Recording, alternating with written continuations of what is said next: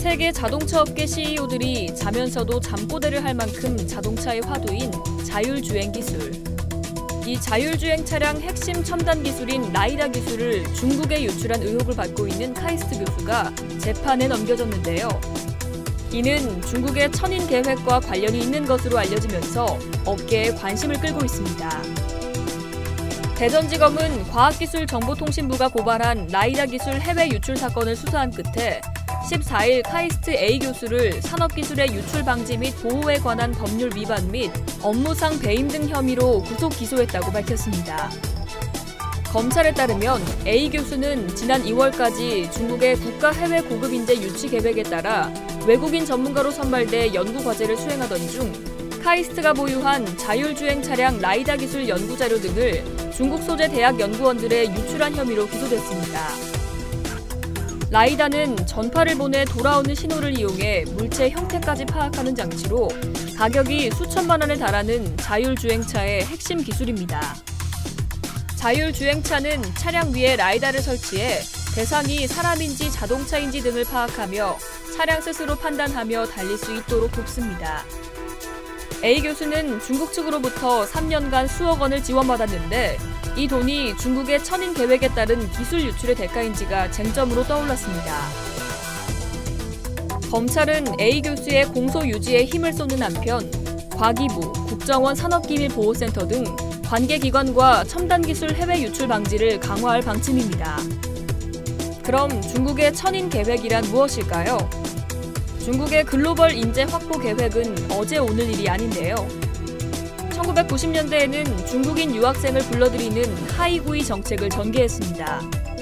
하이구이는 바다 거북이란 뜻으로 드넓은 바다에서 성장한 거북이 고국으로 돌아와 알을 낳는 행동에 빗댄 겁니다. 하지만 중국 유학생만으로는 한계에 부딪히게 되는데요. 이에 중국은 2008년부터 첨단 산업 분야에서 천인 계획 프로그램을 통해 세계 최고 수준의 첨단 기업 인재를 대거 스카우트해왔습니다. 2018년 미국 반도체 기업 마이크론의 핵심 인재 2명을 스카우트하려다가 소송전으로 비화한 사건도 있습니다. 강대강으로 치닫는 미중 무역 갈등이 중국의 이런 전략산업 인재 사냥 때문에 시작됐다는 분석도 있는데요. 중국이 제조 2025의 중점 사업으로 반도체를 선정하고 인재를 싹쓸이하자 중국의 급부상을 간과할 수 없다고 판단한 미국이 대중무역전쟁을 선포했다는 얘기입니다. 미국 검찰은 올 1월 나노테크놀로지의 아버지로 불리며 노벨 화학상 후보로도 거론된 찰스 리버 하버드대 화학생물학과 교수를 기소했습니다. 천인 계획에 참여한 사실을 숨긴 채 지적재산권을 중국에 빼돌린 혐의였는데요. 미국 에너지부도 부처 직원을 포함해 미국 정부와 계약을 맺은 연구자에게 미국의 적대적인 외국 정부가 후원하는 인재 유치 프로그램에 참여하지 말라며 사실상 중국의 천인 계획을 정조준했습니다. 한국도 예외는 아닙니다.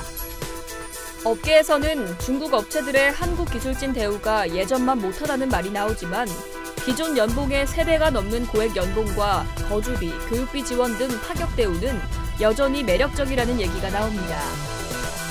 30대에서 50대 기술진의 경우 한국에선 경쟁이 치열하고 정년 보장도 힘들어 중국을 제2의 취업 기회로 여기고 있습니다. 중국이 한국 기술진에 대한 전략적 스카우트에 나선 지 10년이 지났지만 여전히 대응책 마련이 쉽지 않은 이유가 여기 있습니다. 첨단 산업에서는 기술 개발에 들어가는 인건비만 해도 수백억 원에 달합니다.